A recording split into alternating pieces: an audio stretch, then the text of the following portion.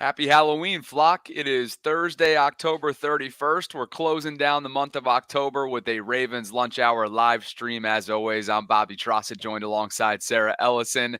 You, my friend, had a lot of prep work to do to be ready for this show because of your morning activities. Would you like to share? Sure. So every Tuesday and Thursday, I go and do this high fitness class, high cardio, all that kind of stuff. As you can see, my shirt here, working on my boo tee, as you can see there. Anyway, they invited us to dress up. So I had a full blown skeleton face tattoo on, and I always finish up about 10:30. And so I'm like, do I need to do the work to take this tattoo off? And I reach out to Bobby and I'm like, hey, do you want to dress up with me and have something on? Bobby had nothing. I was like, all right, well, I'm not going to do it. So my face was bright red until I put some makeup over it because I've been scrubbing to get that skeleton off. So I left on the t-shirt here, but whew, my face is kind of on fire right now. Your text is cracking me up. The text is hilarious. Are you dressed up at all for Halloween? I have a huge skeleton tattoo on my face for my high fitness class this morning. I'll wash it off if you aren't wearing anything, so we're not out of place. So I guess you can consider me the party pooper here today. But with that, we're glad you guys are here. Hope you and yours are enjoying the Halloween season. Everybody on the national side, Pat McAfee show's on in the background. They're all rocking theirs, of course, and a lot of people are across the waves. Maybe we'll have to dial something up for this skeleton tattoo is like $3 on Amazon. So next year I'll send one to your house, and we can rock that or some other tattoo little thing. They're really easy to put on. So. 2025. I like the idea of dialing something up. And for the record, you did not have to get yourself in normal attire, right? I wanted you to, if you felt like you were compelled to do so, I would have loved for you to pop on. But hey, with that, we've got a lot to get to today. Glad you guys are here, as always, on the way in. If you've been enjoying the show, like the video, subscribe to the channel, and hit that notification bell. Here's what we have coming up for you over the next hour or so. I know some of you are like, oh, we're going to get them to 80 or 90 minutes. We'll see about that. Za'Darius Smith was, I should say, on Wednesday, not available at Browns practice, maybe leading to the speculation increase around the league in terms of whether or not he could be on the chopping block or at least the trade block for Cleveland, being that they've already been sellers, having sent Amari Cooper to Buffalo. Adam Schefter, you caught something that he had to say, ESPN insider, sort of giving the latest on what the Ravens' activity has been like in the trade market. We know they already made their first move, and we hope that's not their last with Diontae Johnson. He actually made his practice debut yesterday, so we'll get into that and kind of peel back the curtain, see what that number 18 looks like in purple and his return to the AFC North. Kyle Hamilton and Roquan Smith both spoke up pretty significantly, I would say, about some of the defensive woes. Marcus Williams made a decision when it comes to his media availability yesterday, and some takeaways from Wednesday's injury report, and a ton of other notes and news items. Let's get into it, shall we? Well, including just news right before we open the show, Lamar Jackson was named AFC Offensive Player of the Month. And as the team account put out, that he's got scary numbers in October. Can we keep up this scary vibe? I like these scary numbers. 1,241 passing yards, 12 passing TDs, 67.2 average completion percentage, 193 rushing yards, 126.5 average quarterback rating. What's the opposite of woof? I need to find a good, something opposite, just like a one word bang. I don't know. Give us a Mike Breen bang. There is one of those, huh? Oh, yeah. Bang! There we go. It was an MVP kind of caliber. I'm not doing meow. Please. No, thank you. No, thank you, live chat. Wowzers. Yeah. I can do wowzers. Wowzers. Well, remember, he said that the other night himself. So what Kendrick's getting at is just using Lamar's lingo from when he commented back to your tweet about the Gene Steratore follow-up clarification on the trip that wasn't when Jeremiah Owusu-Koramoah tried to bring down Lamar and had success doing so. By the way, Jeremiah is good. He's been cleared from the hospital. Good. Jeremiah Owusu-Koramoah. So he's been Glad to hear it. discharged from the hospital. So good news there from a Browns perspective. But shall we begin with the latest? We are just a few days out. It's Tuesday, November 5th, 4 p.m. Eastern is the deadline for this year's trades to be made around the NFL. So catch up to speed on what Schefter's been saying. Yeah, so it's very brief. They were talking on Get Up this morning about Diontae Johnson in that trade. And they made the joke that we've all made the joke. Can Diontae Johnson play defense? Can he sack a quarterback? All that kind of stuff. So Schefter briefly talks about the Ravens' activity out there, but then the whole crew, and I have to let it play for a minute. I know it's not on topic of what they're currently doing, but I need to let it play how they are in, I don't know, in awe maybe, again, of the steal that Eric DeCosta got with Diontae Johnson. This deal was made. The first question we had here was, can he stop the run? Yeah. Can he play defense? Are they done dealing yet? Because their defense has really been their question. We'll keep looking, and they've been looking. It's not a simple thing to get done, but here's the... Okay, just pause. So they've been looking, and they'll keep looking. That's the response to, are they still looking for a second move? Are they looking for help on defense? The answer is absolutely yes. We've all kind of speculated that that's the case. Now we have a report from Adam Schefter that that's the case. The Ravens are working on getting a trade defensively before the deadline. My theory, Bobby, is they may have one or two thoughts of who they want, but Eric DeCosta, he inherits this from Ozzie Newsome. You don't panic.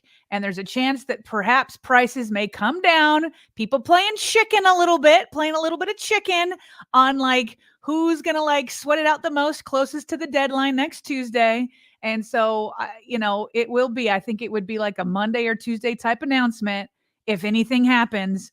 And that if we don't hear anything, everybody's going to be on like the timer at 4 p.m. But they are indeed, according to Adam Schefter, they've been looking for defensive help and they will continue, but it's not so easy.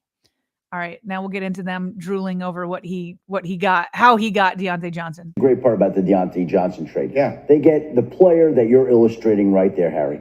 But they flip a 5th-round pick in return for Johnson and a 6th.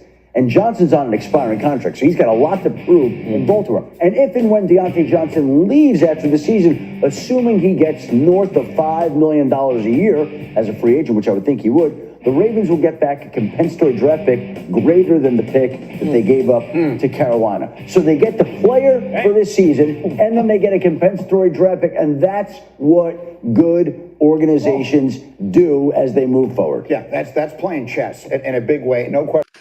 And on the flip side, in Carolina, yeah, I don't know what they're playing, but it's certainly not chess. But Bobby, in order to get a defensive piece, EDC is going to have to continue to play chess in order to win and succeed.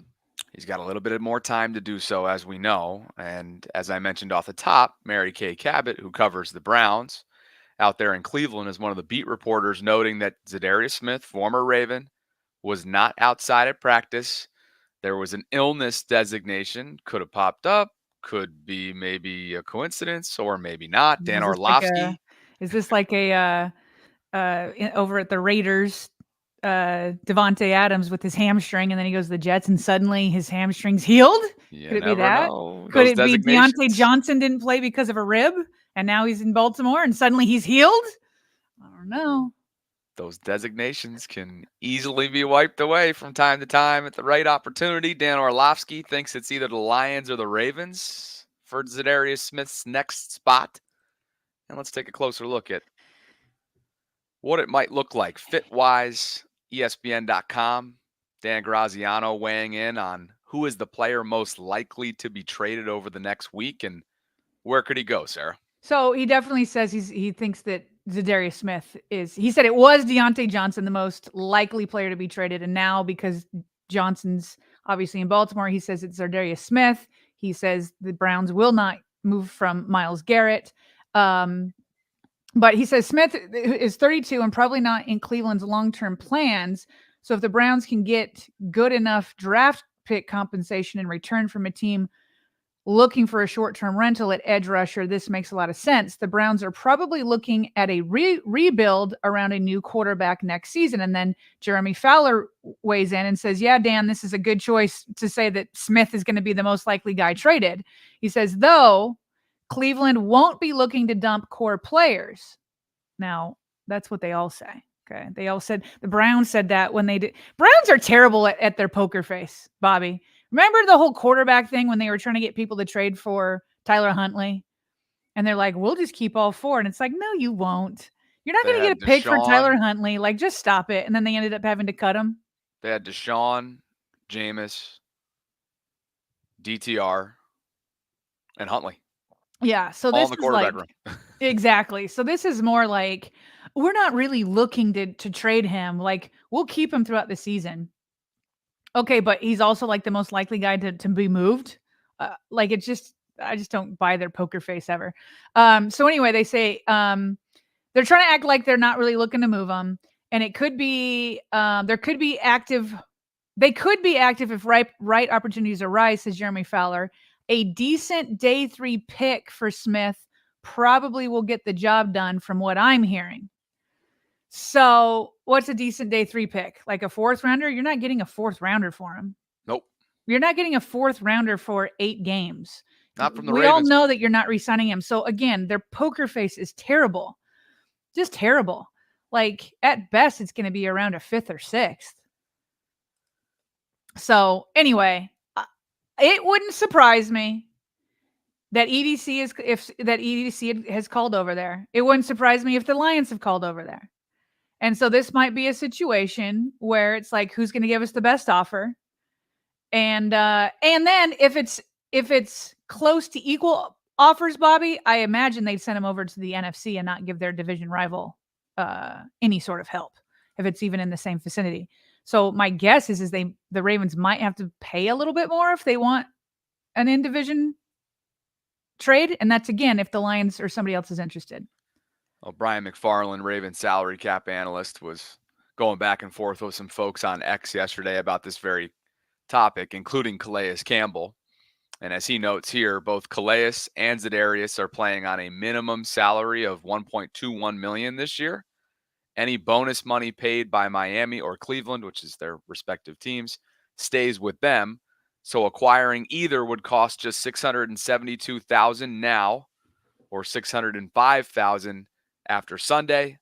Smith is under contract in Cleveland through 2025. Does not have an option bonus next spring, but none is guaranteed. So sort of the contractual value of where things are at right now for 2 former Ravens.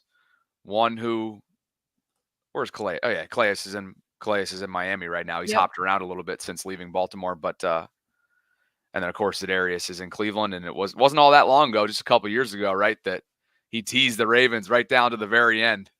I know the fan base hasn't forgotten about that. At least some haven't. A couple more things from Graziano and Jeremy Fowler. Let's see if I can find this here.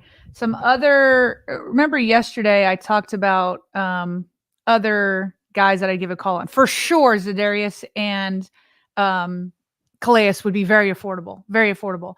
Graziano pointed out that Azeez Ojulari, who I brought up yesterday, is another guy who could be moved. He said he already has 6 sacks. Yes, please. Yes, please. Bring him to Baltimore. Already has 6 sacks this season and 22 over his 4-year career. The 2021 second-round pick is playing out the final season of his rookie contract. He's a player the Giants like and could possibly be part of their long-term future, but they've already made heavy investment in edge rushers Brian Burns and Kevon. How do you say his last name? Kayvon Thibodeau. Dang, good job. I'll just leave it at that. So they may not have room in their budget for more. If they were to hypothetically engage Ojulari and his agent on extension talks and discover they don't see eye to eye on a long-term deal, the Giants could probably get something worthwhile in return. So that's another guy that I'm certainly looking at. I think it would be a pretty good addition to this pass rush where they just got no pressure on Jameis last week. Indeed. 7 super chats. Let's cycle through them before we shift topics. Not a fan.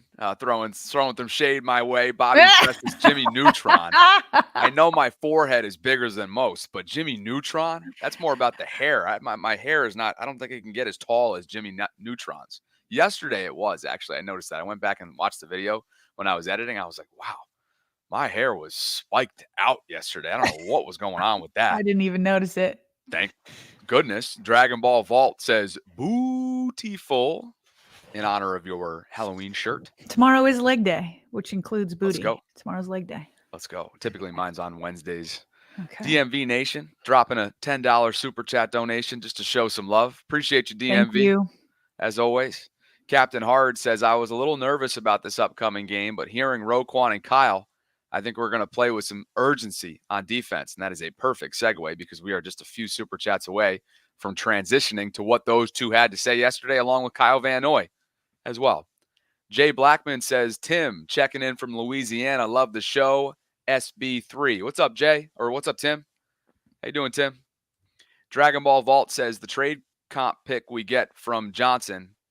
Trade the comp pick we get from Johnson for Smith. You don't get that compensatory pick till 2026. Correct. And that's a projection. Diesel, thank you, Dragon, by the way. Diesel Doctor with another one. What's up, Deez? Diesel Doctor says, happy Halloween. I woke up this morning on my 40th birthday and opened my door to find my Angry Runs homage t-shirt on my porch. Love it.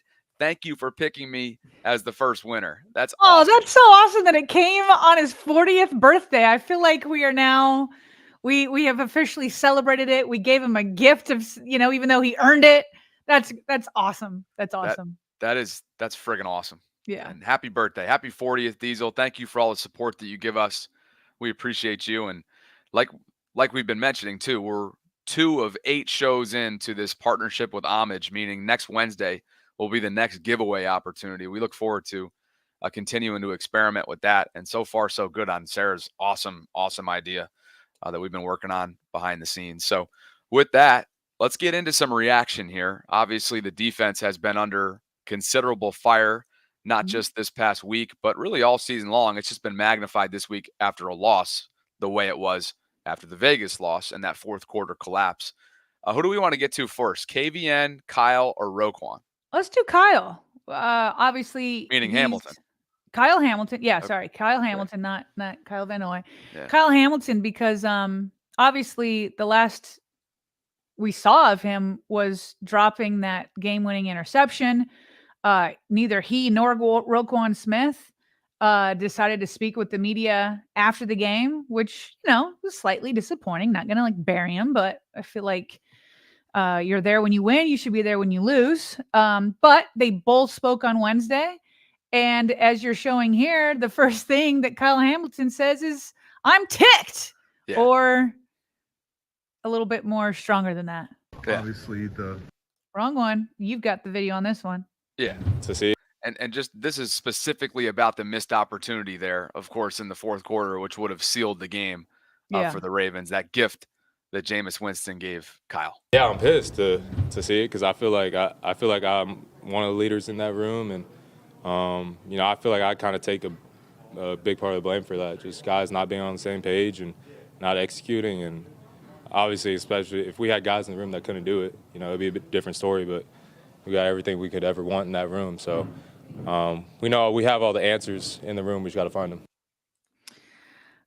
So happy he's ticked. Obviously, you want to be ticked off or something like that, but you can't live in the past. Bobby, yesterday I couldn't transcribe the transcripts because I was transcribe the presser onto Twitter because I was taking my kids to the doctor. But we were listening live, and so they were listening to his press conference with me, and I paused it after he said the following because all my kids play sports, and I'm constantly trying to hit this message home for them of how he's been feeling about it since then. Obviously he was ticked off, but how has he dealt with it since then?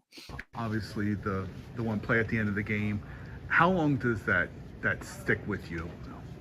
Yeah, I was pissed about it after the game. I was probably the most mad out of anybody. I feel like it's part of being a good football player. You gotta let the good stuff go, let the bad stuff go, move on. feel like I've done that, and I'm ready to play Broncos. You got to let the good stuff go. You got to let the bad stuff go. I tell that to my kids all the time. Like, don't you dare get too caught up and get cocky when things are going well. And don't you dare get down. You got to put the plays behind you. And he's absolutely right. A good player puts it behind him. So that's what Kyle needs to do. Put it behind you and go get yourself a pick against Bo Nix in Denver. Kyle's Or against 20. Denver.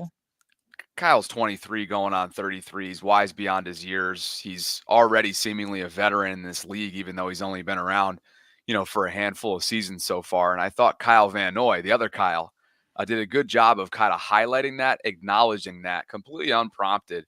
Kind of clearly shows, if you go and listen to his recent podcast episode on Yahoo Sports, it's with Gerald McCoy. McCoy and Van Noy is the name of the show.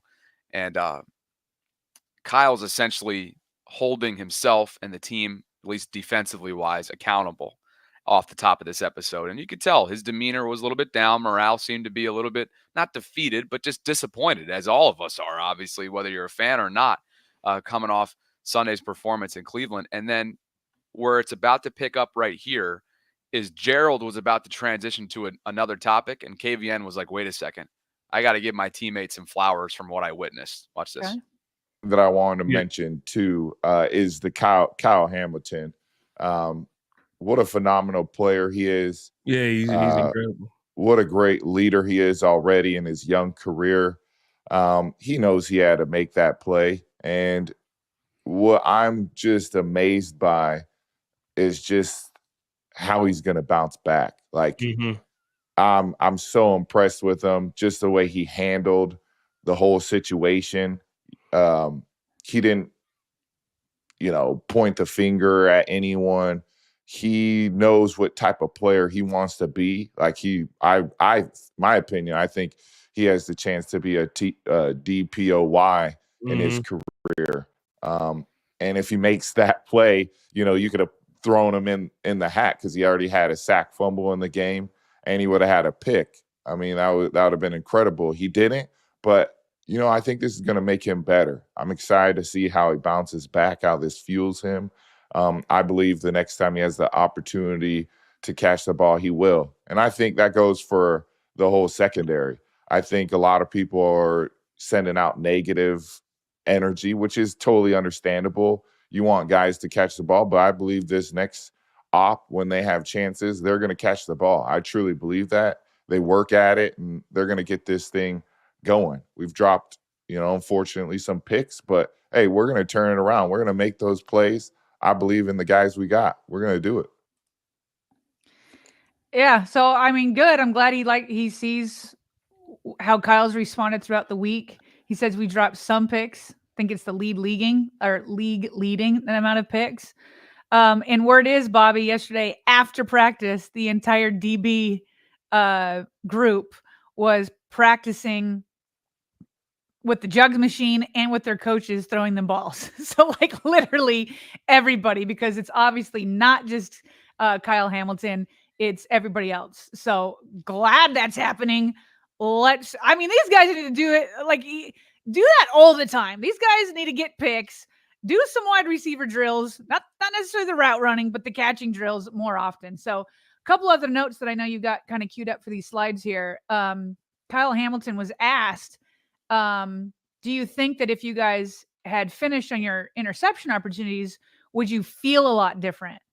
And Kyle was like, no, we're like, he's like, picks are cool, but picks don't tell the whole story.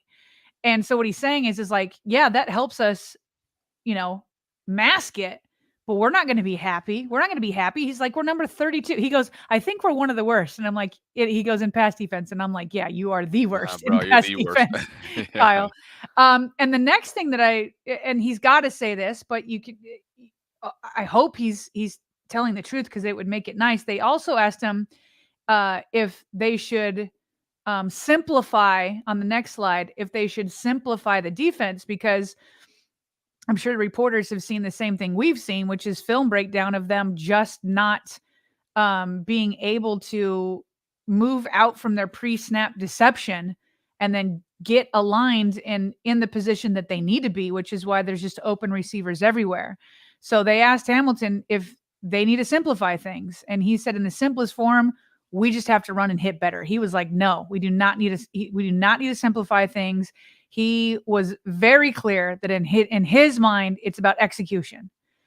And I hope he's right, because they've been using, as we mentioned, Bobby, they've been using deception pre-snap for years. That's been part of their calling card. And Kyle, with a lot of these other guys, have been, like, especially last year, ran it well.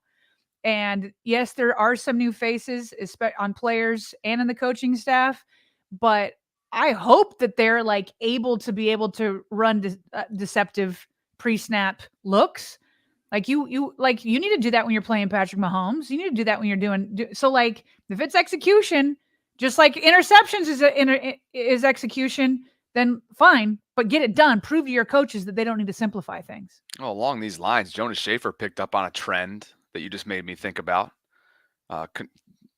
comparing Zach Orr's defense to what Mike McDonald did last year in terms of disguise coverages and the deception type of strategies.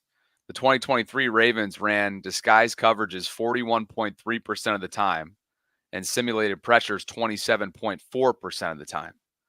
As for the 2024 team under Zach, 8 games now, they're running disguises 41.5% of the time and simulated pressures 26% of the time. So that does suggest basically the same. Yes. I mean, almost exactly the same. Yep. So Jonas, so WTF. Yeah. The problem is bigger than communication. Yep. So just a part of the puzzle. You made me think of that. We had that as a slide that was more towards quick hits, but it just made me think, being that Kyle Hamilton is, confidently saying this is about execution. Right. Well, he's been executing in other areas, that's for sure. And despite not finishing the game on the right foot and on the right note last weekend, look at what he's done among safeties over the past 4 weeks. He ranks 4th league-wide in overall PFF grade at 85.8. He's tied for 2nd with 3 forced incompletions. He's 1st in stops and sacks with 11 and 2 respectively. And he's also 1st in pressures with 6. He's like our pass rush right now. He literally, your safety, who granted is built like a basketball player, and is very comfortable up at the line of scrimmage, as we know. Yeah, ranks in a number of categories and is literally bringing the pressure himself. Well done, 14. I know he's lost some sleep over that one, but the way that he handled his press conference, to your point, yeah, even if it's not how he's truly feeling inside yet, that's admirable. I feel bad for him because, Bobby, he literally was the hero of the defense all day. He was the reason why they were in that game. Right. Other on the defensive side, obviously the offense was scoring some points, not as much as they usually do. But I mean, that sack strip in the first half, and I remember tweeting, like, can everybody match Kyle Hamilton's energy? Like, play for your teammate. Like, he's out there balling out every single time. Like, everybody else has to bring that energy and that mentality. And then it just stinks because, all week we could have been talking about how he's like having another all-pro year, and he's emerging as the new leader and this and that, and it's just like, it's just spoiled by that last play. So I honestly do believe he's going to bounce back. There's some people where you're like hoping and praying, whereas with him, it's like, yeah, he's going to bounce back. As for Roquan, he broke. There's no silence to be broken, but he spoke. I was going to say that. It's such an overused phrase. Broken silence, break silence. Roquan talked a little bit about with reporters, and this has not been released in video form, so we're relying on Jamison Hensley's transcription here on X. But Ro said, quote, "We're going to be fine. There's a lot of outside noise, and there's a lot of adversity as well. But you can't get rattled. We keep receipts at the end of the day. Just got to make cats pay for it when the time comes. We're going to be perfectly fine. We'll look back at this interview pretty soon, and you'll be like, you were right.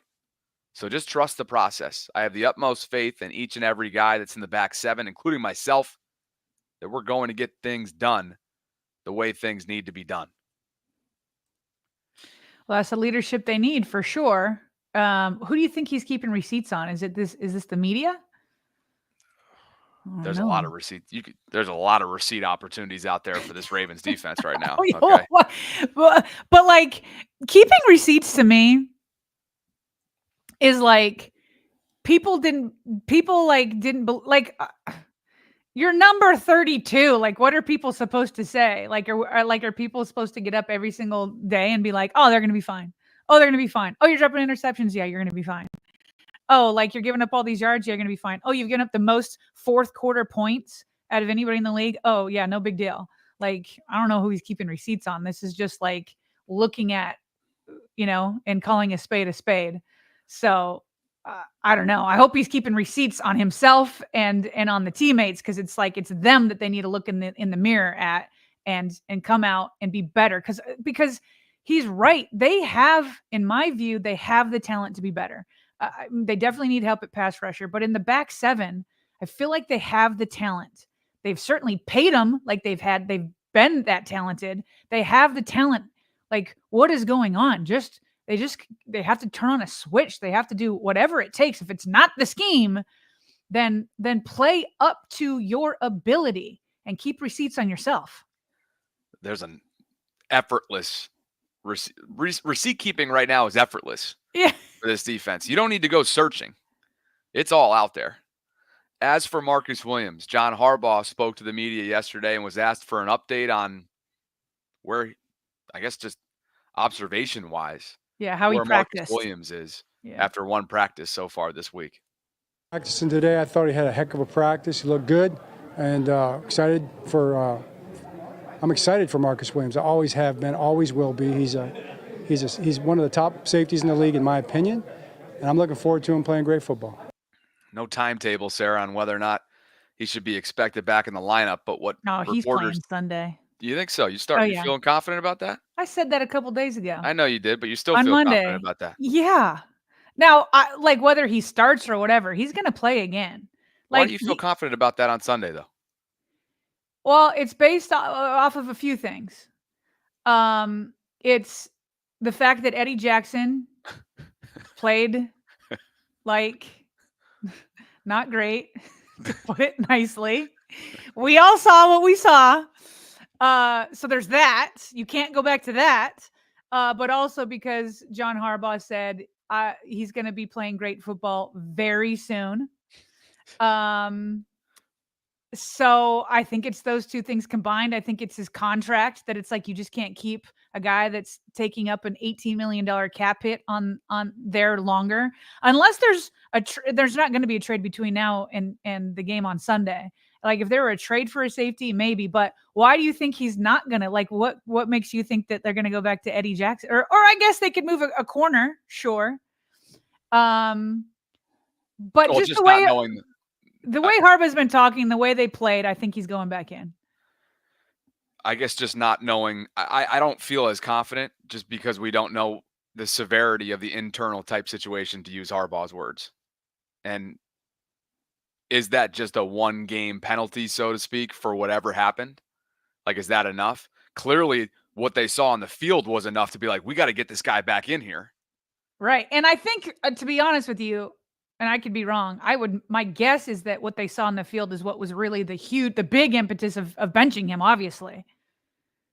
He's rated 76 out of 85 safeties. Oh, I think it was more so the internal influence. But you like, there's not, I think with a few days of 2020 hindsight, when he says it was an internal type situation. And then the next day when he said, hey, we're going to keep it in-house. I think what he was saying is like, we're going to keep this internal. We're not going to talk to you about it. And then he made that more clear when he's like, yeah, no, I'm not on Monday. When he's like, yeah, no, we're not talking to you about this. We're not going to do this. This is in-house. This is our business. So that's what I think he meant by internal situation. Like, is Marcus Williams probably unhappy? Yeah, but I think he's unhappy because A, of his own play, and B, that he got benched. I don't know, and there could have been, but I don't know that there was some sort of blow up. I don't know that. And so I could interpret it what I just said. It was just what he was trying to say is like, we're keeping this internal. We're going to keep this internal and keep it in-house. It's our business, not yours. Marcus followed suit yesterday, declining to speak with the media after Jeff Zaribek's request. Yeah. It looks like that was a formal request, more aside from just the media scrum that you get when you're in the locker room. This was a non-podium setting. Marcus was not one of the players that spoke yesterday in a podium setting. That was Lamar, Kyle Hamilton, and John Harbaugh. No, Lamar didn't speak. I'm sorry. You're right. You're right. It was Kyle and Harbaugh. Excuse me. Yeah. Lamar was scheduled to speak. We're going to get to why he didn't in just a bit. Thank you. But Marcus Williams declined to not speak with the media. I have zero problem with this.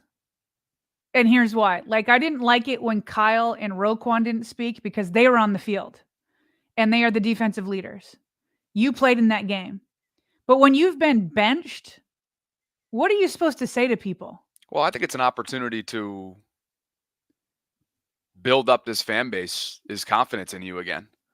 Nah, and stand tall, 10 toes down, and say, hey, you don't have to share what happened. Obviously, you can't share what happened. John Harbaugh's already made that clear. If something even if something did happen. See, you're right. We can't speculate whether or not something did. I'm choosing to interpret the internal type of situation different than you are. Correct? Yeah, I think when he originally said it, it made me think that there might be more than his play. But with Harbaugh's follow-up comments, that clarified it for me. Meaning building him back up. No, him saying this is our business. We're going to keep it in-house. Yeah. So I think that's what he meant by it's an internal type situation, meaning we're gonna talk about it internally and not externally. Yeah, two different interpretations, but I would have liked to have seen. I totally respect. I totally see why. Hey, if this works for Marcus and he goes and balls out this upcoming Sunday and just keeps to himself this week and goes nose to the grindstone, business-like, and that's his best way of thinking, all power to him. I just think he missed out on an opportunity to clear the air in a bit. So if Ben Cleveland, and he did speak to the media, if Ben Cleveland was like, nah, I don't want to speak to the media after Harbaugh explained why he was not getting the starting job over Fa'alele, would you have had a problem with that? Say that one more time about that. If Ben Cleveland, remember when John Harbaugh he went to the Baltimore Sun.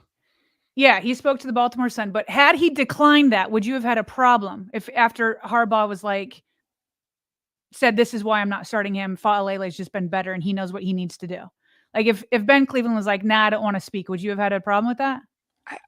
I think that, to me, that feels very different. The Ben Cleveland one. That was less public than this. I think it was very public. Not from a Harbaugh standpoint, though. Right, Harbaugh made that public. This was made public because of on-field play, because of Marcus's doing. Well, they were both pretty public. I mean, it was talked about quite a bit, both of them. I don't see the similarities there. I guess here's my point. Like I saw you tweet. What was it, like something like Face the Music 32? Is that what you tweeted? Yeah. Yeah. Like, again, if he had played and he played like doo-doo, then yes, Face the Music. But he got benched and he already spoke to the media last Friday. And gave nothing. That's an opportunity to kind of quiet the noise. What is he supposed to say when he's being benched? Take the opportunity to quiet the noise. Build up the organization. Build up yourself. Build up your teammates. The only way Marcus Williams can quiet the noise right now is by getting on the field and playing well. That's otherwise it's the same thing. Yeah, excuses. Yeah, that's what you say. You guys are saying all the right things, but I need to see it on the field. There was nothing. And then they're going to ask him, like, how do you feel about John Harbaugh benching you? How do you feel about, like, there's nothing. No, I have zero problem. Again, if you were on the field and he played poorly, that's when you face the music. What do you mean face the music when you got benched? Quiet some of the noise. Stand 10 toes down. You have the third highest cap hit on this organization, in this team right now. You've been a big part of this defense in past years. You've underperformed so far, significantly so. Yeah, Use it as an opportunity. He's that music. He's spoken after he's played. He's faced the music and he's spoken after the games that he played and he played poorly. He's spoken. But then he didn't play last week. Right, and the spotlight has never been greater than right now. Yeah. But listen, hey, sometimes I'm there with you that the guys need to speak, but not when it's been like taken out of your hands to prove to get redemption on the field. Well, I hope he gets an opportunity to on Sunday, and we'll see. And I if think he John will, but Harbaugh- you're not so confident. So I love it. The Marcus Williams situation, we're like on different pages on so many different levels of it. So we'll see. I We'll definitely see where you're at with Yeah. why you feel confident about him going in based on Harbs. I guess what I'm saying is I don't feel as confident that the way that you've chose to interpret Harb's comments. But hey, they need him. At this point, they need him. He's their best option that they have in-house. They need the best version of him for sure. Yeah. So cool. Okay, so that was all right. Let's just shift gears here to the injury report, correct? Yeah. The I gotta do a couple different slide shuffling here to bring it up. And this was Wednesday's injury report. Yeah, so obviously a lot of good news, but then some not so good news. The biggest thing was that Lamar Jackson did not play, and it was somewhat surprising because obviously the media is allowed out there for the first 15 or 20 minutes during warmups, and they had reported that Lamar Jackson was not out there. And so before this injury report came out, they asked John Harbaugh about Lamar not being out there, and this is what he said. Okay. He's been playing great, and we got a lot of football in front of us here. We've got quick game, another big game coming up, so that was warranted today. Okay, so he made it sound like he said it was a rest day. But can you go one slide forward? Sure. The reason why the injury report was surprising is because when it's a complete rest day and not related to an injury, this is how it's listed. So this is, I just searched up on Twitter, some former injury reports, and this one came up where I had an example. So back in 2021, Calais Campbell would frequently, as a veteran, have a rest day. And so this is how they would list them. You list NIR, non-injury related, and then -rest. So when the injury report came out, that's what I expected to see for Lamar Jackson based off of what John Harbaugh said. So you can back up. So I don't know if John Harbaugh was trying to say like, it's minor, like there's minor things going on. He's got nicks and bruises like everybody. He could probably go, but we decided to give him a rest day. Maybe that's what he could have said. Because now it just looks like it's not congruent if you can go back to the original injury report. Right. So there you have it. Yeah. So anyway, we'll find out if Lamar's back out there on Thursday. Then it probably was just like Harbaugh trying to say, minor stuff. So we gave him a rest day. But if he's not back out there, then it's definitely more than a rest day. And we'll know here pretty shortly, depending on how long we go today. But that was Wednesday's injury report. Nate Wiggins and Marlon Humphrey both practice in limited capacities. So hopefully a step in the right direction, trending towards playing. Key pieces to the Ravens secondary. Broderick Washington with a knee was limited. Brent Urban, probably still in concussion protocol here, was a DNP. Keaton Mitchell, great news. Full participant with that knee. We'll get to some photos that he posted on Instagram in just a bit that are even more encouraging. Arthur Maulette was a DNP with a neck, which is different than what set him back in recent weeks with that soft tissue knee ankle area. Of course, remember, he had the arthroscopic knee procedure that forced him to begin the year on IR. Later in the summer, it was that procedure. So not sure what's going on with Art. We'll have to watch that, how that progresses throughout the week. Travis Jones, who was hobbling around Sunday in Cleveland, he was a DNP with an ankle. I would not be surprised, Sarah, if they shut him down this upcoming week, which would be really tough, being that Michael Pierce was just placed on IR and Brent Urban is a DNP so far one day into the week. I mentioned Marlon and Rasheen Ali having a tough start to his rookie campaign with an ankle and a DNP. Yeah. So obviously great news to see Wiggins and Humphrey back. I mean, they clearly need both of them, but yeah, inside linebacker, and the Ravens made it official yesterday that Michael Pierce was an IR. I mean, we all thought it might be coming. So John Harbaugh did say with Michael Pierce, it wasn't a season ender, so he could come back off of IR. We know he will miss at least the next 4 games though. So suddenly inside the interior defensive line is worrisome, which is why yesterday I'd mentioned, and we talked about today, Calais Campbell, maybe that would be, because he would just seamlessly fit right back in and can kind of pick up where he left off. So that could be a nice trade too. But yeah, who knows what's going on with Travis Jones, and you got to get pressure. You got to get pressure, and that includes from the interior defensive line. And it's the defensive line, both inside and outside, is looking a little bit scary right now.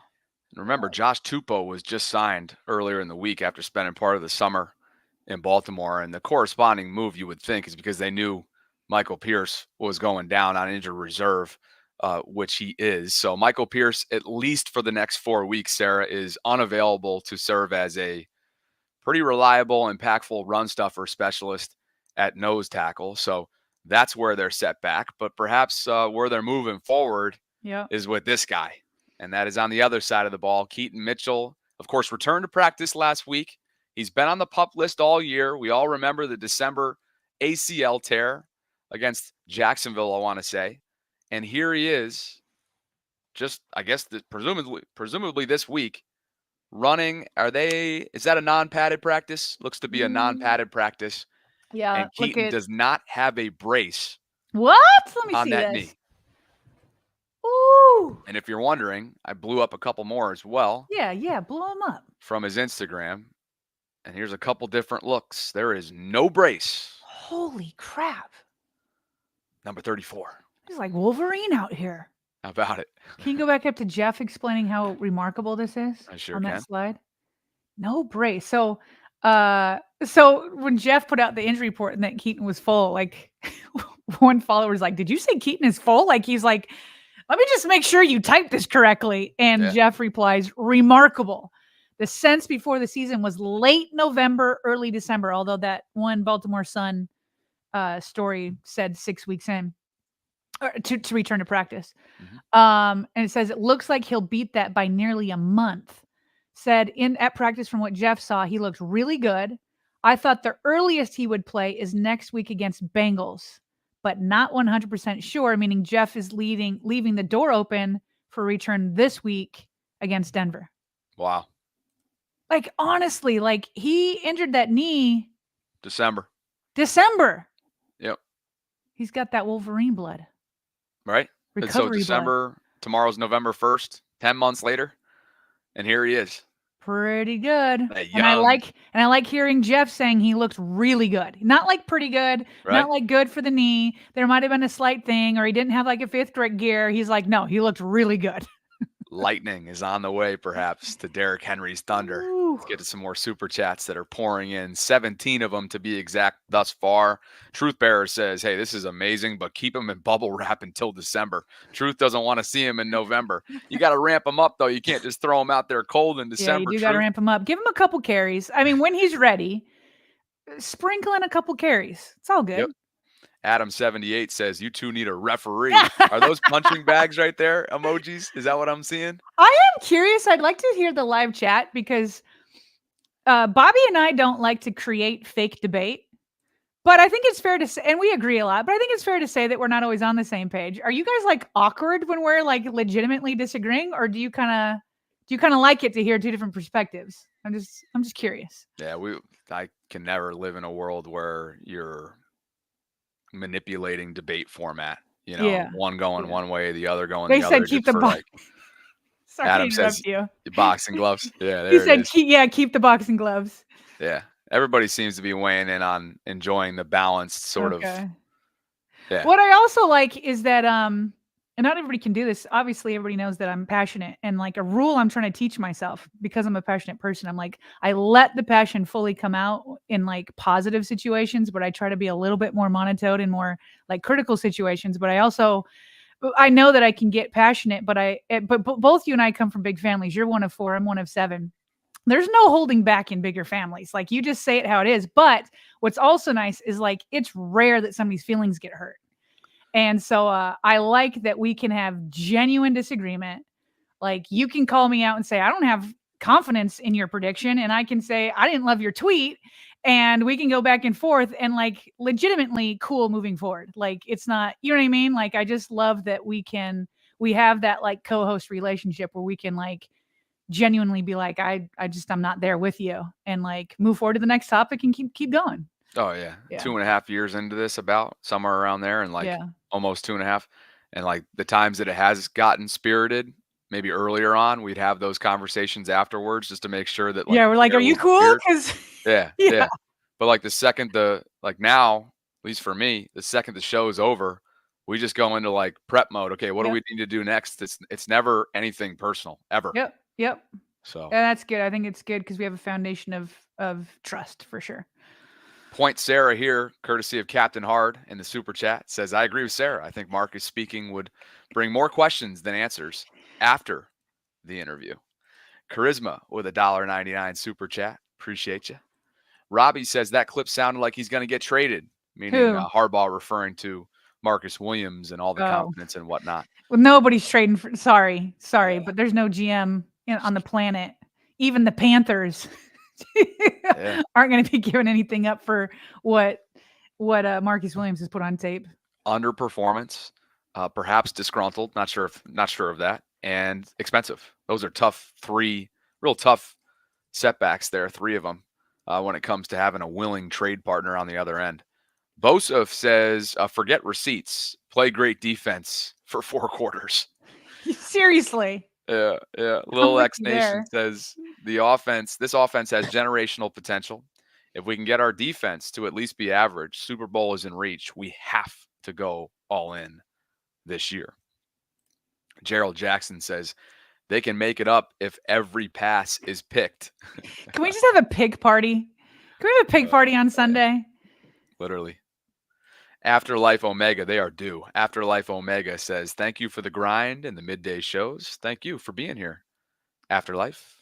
And one more birthday shout out, not a super chat, but just wanted to say happy birthday. It's not just Diesel Doctor that has a 40th today. True Ravens Chick in the live chat says today's my 42nd birthday. Woo. Happy Halloween. I like it. And then one more super chat. Happy birthday. By the way, fun fact. Today is my husband's and I our first date anniversary. Let's go. This is like a cool story actually because it's related to the Ravens. So in 2005, when I was an intern at the Ravens, so what happened is I because I was new to the area, in my church they have the congregation kind of give talks, right? It's not just like paid pastors or whatever. And so they were like, "Hey, can you give a talk? Can you give a talk?" And I said, "Well, I can do it on the day before Halloween because that on Halloween night the Ravens were playing Monday Night Football against the Steelers, and I had to work. And usually I couldn't go in because of the Ravens game, so I couldn't go to church. So I was like, I picked that exact date. So I go in, I give a talk at church. It was on the Holy Spirit, by the way. And my husband, who I didn't know at the time, was in the congregation. And he tried to come talk to me afterwards, but he told me that I was in a hurry and went somewhere else, so he didn't introduce himself. So later that night, I'm driving home on 695, and I get a phone call, and it's a number I don't recognize, but it was a 410 number. So I usually never pick up if I don't know the number, but I was like, well, it's somebody in Baltimore that I must have recently met. So I'm like, I'll go ahead and pick up. And so it was Trevor. And we end up talking on the phone for like 2 hours. I've never met him before in my life. Yeah. And he's like, I'm kind of in a crunch. I'm sorry. He was going through his residency at Hopkins at the time. He's like, I only have tomorrow night. Would you be able to go out? And I was like, well, the Ravens are playing Steelers. I was like, I could do a quick dinner, but then I got a jet. And so he's like, all right, I'll come up to you and we'll just go to someplace close to like your house or whatever. So we end up going to Red Robin on Halloween night. And I liked him so much that I invited him over to the Ravens facility. So on our first date, I gave him a tour of the Ravens facility. Come on. And then I'm serious, which he was like loving. Okay. He's loving. So then because it was an away game in Pittsburgh, I was like, all right, so I'm going to go back to my house and watch it. So he came and he was watching me because I was typing the whole time and all that. So I was like, but I can get a little bit loud during games. And as you can imagine. And I thought, if this guy calls me back after this date, then I'm good because he has seen me in my loudest, craziest kind of mode. So anyway, so now after trick-or-treating, my whole family always goes to Red Robin afterwards for dinner. That's like our tradition on Halloween night. So that was like an impromptu story, but I thought you guys might like it because it involved the Ravens. And Halloween weekend. And it's Halloween weekend. It's today. So it's our first date anniversary today. I think it's in 2005. So 19 years ago. And my life's been great ever since. But this super chat, he said, what's the possibility of EDC calling the Jags about Josh Allen, defensive end? I looked up his contract. This does not seem doable. His base salary next year is $22.5 million. And he's got 3 more years left on his contract after that. That looks like it'd be a little too rich for the Ravens' blood. Sorry. Fully caught up with them? Yes, we are. Okay. Fully caught up with Super Chats. So let's get back into the quick hits portion of today's show. We're glad you guys are here. We've got over 3,500 of you concurrently watching and over 1,200 inside the vault on YouTube. As always, it would mean a lot if you would just like the video, take that half second to hit that like button, subscribe to the channel, hit the notification bell so you can be notified of when we're dropping our daily live content, and share the show if you've been enjoying it. Okay, here's what's coming up this weekend, by the way. It's going to be a heck of a matchup if these numbers end up playing out and coming to fruition. The Ravens own the most yards per play game this season league-wide with 7.1. The Broncos own the fewest yards per play allowed this season with 4.4. It's a CBS A-Team broadcast. Jim Nantz, Tony Romo, and Tracy Wolfson. And it all goes down Sunday inside the bank, Sarah, at 1 o'clock. Sean Payton versus John Harbaugh, two of the guys that have been around the longest in this league, maybe not with their respective franchises, being that Sean just got to Denver, but he was with New Orleans and was one of the longer tenured coaches while he was there. And now these two old heads, these old school guys going head-to-head on Sunday. Oh, yeah. Well, it's going to be a fun one. Something I'm trying to remember. What was it in the past that I felt like Harbs isn't like the biggest Peyton fan? Not that I think he hates him or anything, but there was something back in the day. I need to go back and research it. I'll do it for tomorrow's show. I feel like there was something from back in the day that they weren't the best of friends. But my goodness, look at this. The Broncos defense is pretty legit right now. We're getting a good idea after 8 games halfway through the season. As it says here, fewest yards allowed per play this season. Woo! Let's destroy that, Lamar and company. Let's destroy that. We will start to take a close look at this matchup tomorrow. Still working on a Broncos guest for us to join at 12:30. So hopefully we'll have that ready to go. Again, I think I mentioned earlier in the week, Brandon Stokely just can't get it done schedule-wise, unfortunately. Former Raven, former Bronco, Peyton Manning's right-hand guy from their playing days. So anyway, as far as Diontae Johnson, the newest Baltimore Ravens wide receiver, he made his practice debut. He's rocking the number 18, previously worn by Brashad Perriman. I wonder if that brings up any feelings or memories for the fan base. Jeremy Maclin, Dante Stallworth, Laquan Treadwell. And I think we mentioned this earlier in the week, but just in case you haven't seen it, Sheena Quick is a Carolina Panthers beat reporter. And according to her source, there were initially 2 teams in talks with the Panthers to trade for Diontae. Baltimore came in 3rd after those 2, and then last with the best offer the Panthers could get for him. And we know how team-friendly this was. So that is hilarious. Hopefully Diontae proves some teams wrong, right, and proves to be valuable for the Ravens. He certainly will from a depth standpoint, you would think, and maybe even as a punt return specialist and a proven commodity, having been in the league for 6+ years. And it's a young wide receiver room. It's a guy that runs routes, can win in man, as we've already covered, sort of the nuance to what Diontae Johnson brings to Baltimore. And hopefully he'll make his debut. There he is, Sarah, rocking the number 18 in purple. Another Floridian Raven joins the squad. Yeah, that's what he wore when he was with the Steelers, right? I got to go back and look at that. Pretty sure it was. Yeah. Yeah. And this is what John Harbaugh had to say about Diontae after his first practice. Diontae is a guy, obviously, we know a little bit about, playing against him all those years with the Steelers. Was in Carolina, studied him on tape, looked good. Out here today in practice, looked good. And he's in the process of trying to pick up the offense and be ready to contribute as soon as he can. I know he hasn't done it in a few seasons, but would you look at him in the return game at all here? We sure would. Yeah, he's talked about it. He was out there today with the punt returners and just kind of get the rust knocked off probably and help us in that area as well. So the Ravens need help in the return area. Ryan Mink tweeted out yesterday that Diontae hasn't returned a punt since 2020. But when he did, He averaged a league leading 12.4 yards per return. That was in 2019, including an 85-yard touchdown. So 2020, you said. He led the league in 2018, but the last time he returned a punt was 2020. Gotcha. So it's been a minute, but he's got to be better than what we've been seeing, right? Oh, that's all a long right. time. That's a lot. Now this is punts though. The Ravens, I don't know if he does kickoffs. But can we just kneel it? Like kneel it. The ball is out to the 30 yards. Yep. Take the 30 yards. Take the 30 yards. Lamar will do the rest. Right. Enough of these special teams blocking the backs. Enough of these special teams gaffes. Special teams has been below standard.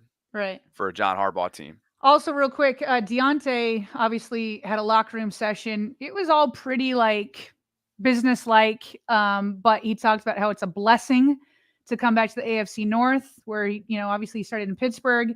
He said he wasn't shy to say that he was looking forward to that game, or can I add games, because we still have 2 times against them. So listen, how could he not be happy right now to get out of like Carolina to where they're just like drowning, and now he's on a playoff contending team and hopefully some more. As for another Broncos perspective, rookie Bo Nix commented on facing, at least indirectly, Lamar Jackson on Sunday. Statistics where you're pretty similar to Lamar this season. Yeah. Do you look at his game at all in terms of certain things that he does? If I try to do what Lamar would do, I wouldn't be here, because I mean, he's special when it comes to not only running the ball. He's well known for his explosive runs, but he's a full qualified quarterback in the pocket, and he does some really good things with his arm. I think he's underrated when it comes to throwing the ball, but it's going to be fun seeing him. I've never met him. It's going to be fun being around him, watching him in person for I guess the second time I watched him play Clemson when I was in high school. I went and watched the Clemson game, and he was electric in that one too. So I'm excited to play, against him on the same level. It's still crazy I get to play against these guys that, growing up watching him. He's, 2-time MVP. He's been doing it for a few years now at a high level. So I definitely don't want to be compared to him at running the ball, because I'm not quite there. It's funny. Well, first of all, I appreciate him being like, I'm not Lamar. Thank you. We know. But also that he's like, I can't believe I'm playing against guys that I grew up watching. He's only 3 years younger than Lamar. I mean, like, what do you mean you grew up watching him? The dude probably feels like he's a lot younger than Lamar, because he spent like a decade in college. Right. Like Bo was in college forever, but very complimentary. Where did he play in college again? Oh, he transferred a couple times. I think he was Oregon towards the end. Where did he begin? Let me just check this real quick. Yeah, he started at Auburn, then ended at Oregon. Oh, 12th overall in April, first round. Some pretty big programs. Southern boy, good old Southern boy, already married. Seems to be pretty grounded. Although, remember the viral clip from earlier in the year when Sean Payton was like, he's got a little bit of Ferris Bueller in him. Like, you gotta kind of get that Ferris Bueller out of him a little bit, as if to say he's not as disciplined, or maybe he's a little rebellious with that head coach quarterback relationship. I thought that was hilarious. That is, well, I'm glad you found it funny. I'm glad we found something. You know what? Let's bring it in tomorrow, because we want to see you laugh. Oh, I thought that was hysterical. He's kind of middle of the road in terms of like passing leaders. Actually, he's kind of more towards the bottom. But they're winning. They're winning. And it doesn't hurt that he's got a pretty sweet defense right now. They are winning, and they have a head coach that is probably breathing fresh air with Russell Wilson no longer there. Those two were not. Woof. What do they call it? Salt? Is it salt and vinegar, or oil? What is it?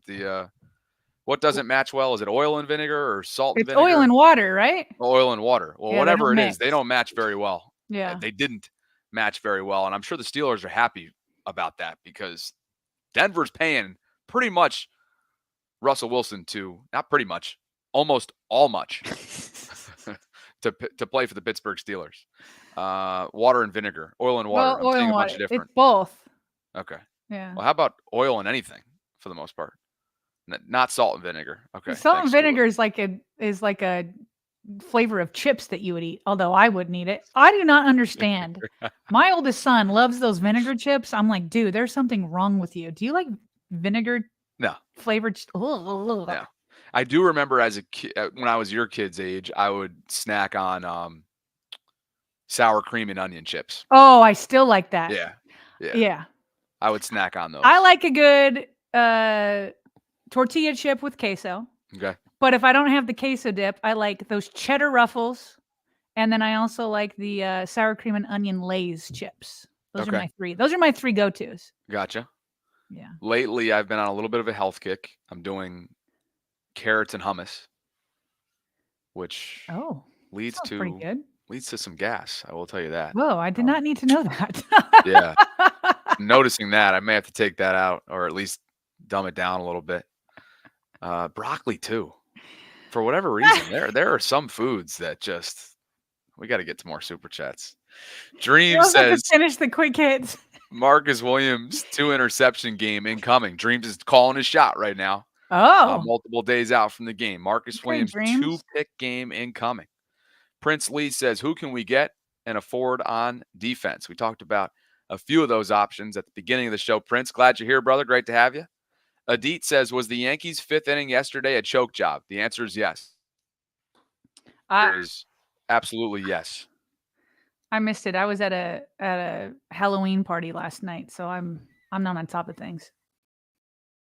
So the Yankees had oh man. All right. So already their backs were significantly against the wall going into they were down 3-1 in the series, best of 7. Okay. And they were up 5-0 entering the 5th inning. 5-0. The Dodgers put up 5 in that inning. Oh. And Yankees had 3 errors. It was a disaster. It was one of the more like historical disastrous innings that the club has ever had in franchise history, much less being in a World Series game, elimination game. So, yeah, anyway, Dodgers get another World Series title. Shohei Ohtani gets his first, and that was a horrific inning for the New York Yankees. So, Dodgers won. Oh, yeah. Series done. Series over. Oh, it's over. Yeah, the Yankees, they won when they were down 3-0, and they were trying to send the series back to LA last night, and then they just choked. Yeah, they choked. Karma from that Yankees fan. Yeah, the Yankee fan was the night Wait, before. so what's next? By the way, he's being celebrated by some. That is laughable. That is absolutely laughable. This guy was being celebrated by the Barstools of the world and others that invited him in and wanted to like build him up and make him into this like celebrity for the day. Really? Really? I thought that was ridiculous. Okay. But what was your question? So what's next in the baseball world? You know I don't follow it very closely. Orioles got a bunch of options front office wise to make decisions to make on Corbin Burns and other key pieces when it comes to free agency. So other than that, winter meetings are coming up after Christmas, I think. Yeah. Spring training starts up in February, typically in Sarasota. So yeah, it'll be a quiet time moving forward. But the Orioles got a lot of. You know what was funny? Could you imagine that your off season is November, December, and January, and you got to go back in February? Woof. You and I picked the right gig here. I think about that all the time because obviously being in this market, right? If I were to just stop this and go to the Orioles, that would be my life. Yeah. It'd be my life. Instead, you and I get pretty much, we're year round, of course. Well, it stinks to be working on Christmas and Thanksgiving, but whatever. It does. Yeah. It does. And we'll be working again on Christmas this year. And it's not going to be as nice as we had it last year with a night start. 4:00. Ugh. That is horrific. I keep reminding my mom about it, and she's like, acts surprised every time as if to say, like, you're not working that day. She's blocking it out. She's in denial. Yeah. Working that day. But anyway, yeah, I love our gig because, you and I go dark over July 4th. We've done that for like 3 consecutive summers. I'm fired up to go. By the way, I'm getting ready to, as I told you earlier in the week, got some bye week plans. Looking forward to, you do. I think I'm going to finalize those before Friday. I'm going to go to Sweden and Norway with one of my college buddies. What's that? The first week of December. It's one of the later. Do you ever remember a bye week this late, by the way? No. Well, over your time, I don't want to say never, but not recently. Yeah, right. You don't remember in recent memory. You don't remember. I remember more earlier bye weeks than later. Yeah.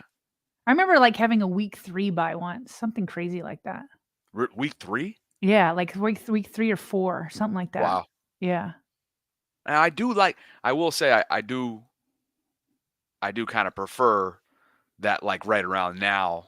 I think the Steelers are on their bye right now. This is a sweet time right now. Oh, it's a great time. I And find I'm not angry at the Ravens later one, quite frankly. Yeah, it's all right. It's nice to have one for a December push. Yeah. So anyway, if anybody has recommendations, by the way, I'm going to go to Oslo and Stockholm. If you guys have recommendations, would love them. Let's get back to the super chats. You'll be Quick Bobby hits, and we'll Sweden, jump. and I'll be Sarah Solo. Obviously, hopefully it'll be a quiet bye week for you. I think we're fully caught up. No, we want a full bye week. Are we're caught up in super chats and quick That's hits? True. That's true. You don't want a quiet. Why am I wishing a quiet bye week on somebody who's going to be hosting the show solo?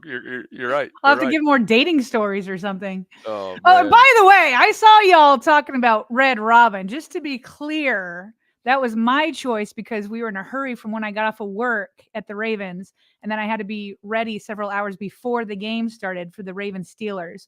So we had to go somewhere super close to my house, and I was living in Owings Mills at the time, and Red Robin was like right there. So it was my choice.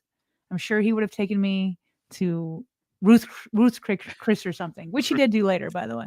Tough crowd, man. Tough crowd. Judging everything. I did enjoy, by the way. I really did enjoy a comment from earlier on. Maybe not a daily listener of ours. You referred to, you go, my husband, and then I look down the live chat and somebody goes, what husband? With like 4 question marks. Well, how do you not know by now? I know. It cracks me up. People still learning about the main man himself. Yeah. All right. By the way, instead of saying bang, was it? I feel like it's my opposite for wolf. I feel like it needs to be boom. Boom. Boom. Okay. All right. You've done that often. Yeah. That wolf comment is and boom are going to be my 2 go-tos. Yeah. You say that just as much as you do. And then when something's crazy instead of wowzers, because that's Lamar's, I'm going to stick with bananas. That's bananas. Okay. All right. Oh man, it's so funny though when people tweeted at when I said wolf about the Ravens passing statistics. I think it was Holly actually. Holly was like, I read that in Sarah's. I'm like, as soon as she said that, I go, yeah, I just read it as well. Like Sarah's voice just piped into my ears, Woof. So anyway, despite obviously this lackluster pass rush group statistically speaking, and despite a quiet couple weeks, Kyle Van Noy is still a top 5 sack getter with 7. That's 2 off the league lead with Dexter Lawrence in New York. So they aren't getting home consistently, and certainly they're not happening in bunches. But KVN quietly at 33, continuing to have an impact, Sarah. Obviously got no problem with KVN. Love them. But what's frustrating is like all these young guys that you put resources into, a Jabo and Owe, like it's just always been like, it's coming. And then like always seems like start strong like the first 2 games. Then it's like you don't hear from them for the rest of the year. And now it's not even pressures. Like last week, there wasn't even pressures. And like Owe at least had been like a pressures guy, Yep. So it's just, I mean, Tavius Robinson, we are hearing that he was supposed to break out, and all these young guys that you've put resources, draft resources, valuable resources into it, and they're just not doing anything. It's Kyle Van Noy at 33. Exactly. And now you're talking about go get Clowney or Za'Darius or, any number of people. It's Somebody's really got to step up. Who's going to be the one to step up? We'll see. Derrick Henry, meanwhile, closing in on that 1,000-yard rushing season entering week 9. Should probably hit that this upcoming weekend. 946 leads the way in rushing yards. Saquon considerably behind him at 766. Jordan Mason and San Fran, 685. Josh Jacobs and Chuba Hubbard right below those numbers. Not right below, but below Jordan Mason. And Derrick Henry's 11 rushes of 20-plus yards ranks more than the other 31 NFL teams have total this entire season. So yet another superhuman statistic, Sarah, for the King. Speaking of him, can we show his picture from yesterday that the team put up? I think it's the next slide. Yes, we can. The final slide of the day. Look at that. Because they're breaking in the alternative helmets. They're going to wear that Thursday night. Yep. Oh. Thursday night against Cincy. Yep. Right. That's gorgeous. It is kind of slick, isn't it? It is. He's got the dark visor on here. He can't wear that in the game, but woo, love it. Gonna love to see the Ravens in that. Yeah. That looks good. That was slick from yesterday for sure. Yeah. 22 with the visor on top of it as well. Yeah, that just go. hits. And then the purple gloves he's got there. Yep. Let's go. Patrons. Give me a 200-yard rushing game. Along with 7 picks for the defense. 7 picks. 7 to make up for the 8 that they've dropped along the way. How about it? Yeah. Alistair McLaughlin and Greg Chappell, thank you both for believing in what we're building. We appreciate you guys very much for being a part of the Vault Patreon community. You too can support us through Patreon this month and join that community for as little as $1.99 by visiting patreon.com/RavensVault podcast. There is a link that's pinned in the comment section right now if you'd like to get started today. And it goes without saying, it is the bedrock of our channel, and we really, really appreciate those who choose to be a part of that community. Partner, tomorrow we'll take a look at this game in depth. Yes, we will. Awesome. We will do that. We'll look at it in depth. Do we have a guest yet? Still working on it. You'll figure it out. You always do. Yeah, still working on it. I got a good friend of mine from Albany, actually, where you guys know, some of you know that I'm from, upstate New York, who used to be Brandon Stokely's co-host. His name is Zach Bai. He works at 104.3 The Fan now, and he hosts a show with Philip Lindsay, who's a former Bronco. I'm trying to get him on. He's just a super busy guy, but hopefully that'll happen. And if not, we'll pivot. Okay. Sounds good. Right. I have one more note on Red Robin. Okay. Okay. Hit us with it. Those steak fries are amazing. Okay. I always get the Royal Red Robin, which has the egg on top. And I get it a little bit over easy so that a little bit of yolk comes out. And it can get messy, but you might have to pull out the knife and fork. Yeah. But that combination, then let me tell you what tops it all off. This is what I'm getting tonight. Yeah. With it, I get the virgin strawberry daiquiri. Okay. And it is delicious. All that right. combo right there, sometimes we get a little appetizer if we're in the mood. But that combo right there is like I'm salivating just thinking about it now. I'm so excited for dinner tonight. Anytime over easy is mentioned, Ooh, I'm listening. you're there. On top of a burger? We're lockstep right there. Lockstep. They said don't get drunk on my virgin strawberry daiquiri. Don't you dare. And I'll still be ready though for leg day. I'll be ready Unbelievable. on Friday morning. That you will. That I will. That you will. All right, people. Well, hey, and I burned the calories for it this morning. I burned 508 this morning, so I get to have my dinner, and I'll have some Halloween candy while I'm at it. Don't think I won't. I'm going to steal my kids'. Heck yeah. Steal from my kids' buckets. I will be doing a little bit of trick-or-treating, handing out, and then I'll be leaving the bucket and going the honor system, gulp, and going to Hot Sculpt, Pilates, 7 o'clock, downtown Baltimore. You have no idea who's going to be there on the night of Halloween, but I'll tell you this right now. Every class that I've been to, this is not the reason why I go, but certainly it's a perk when you're single and 30. When I walk in there, I have been probably more often than not the only dude in a class of 30.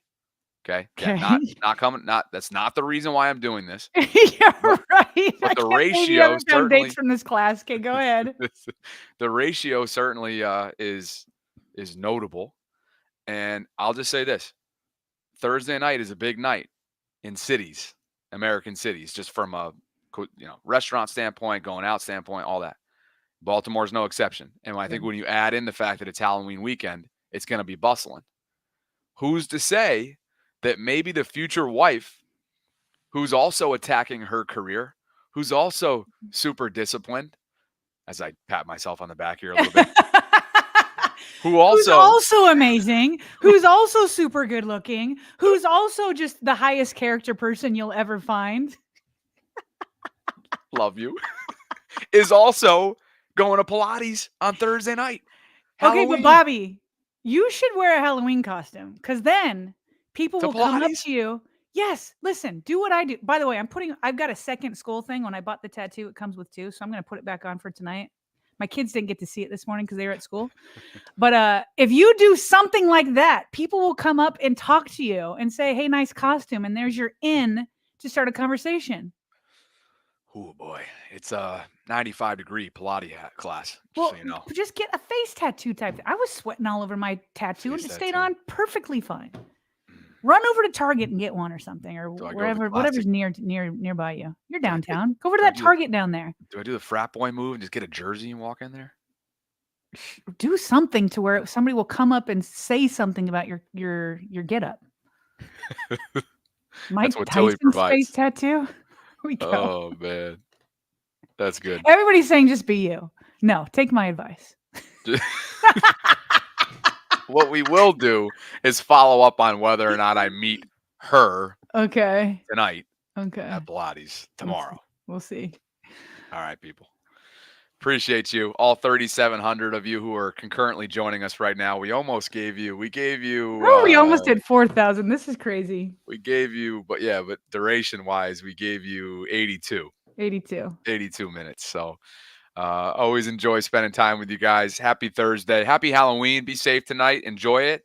And for Sarah Ellison, I'm Bobby Trosted signing off from this Thursday Ravens Lunch Hour live stream. We'll be back with you in under 24 hours from right now for a Friday edition where we'll take a close look at anything that broke within the Ravens news cycle, including what the coordinators had to say later this afternoon, tomorrow, and also hopefully have a Denver Broncos guest as we get ready for week 9 of this NFL season. So as always, we appreciate you guys for being here, and thanks for spending some time with us here inside the Vault.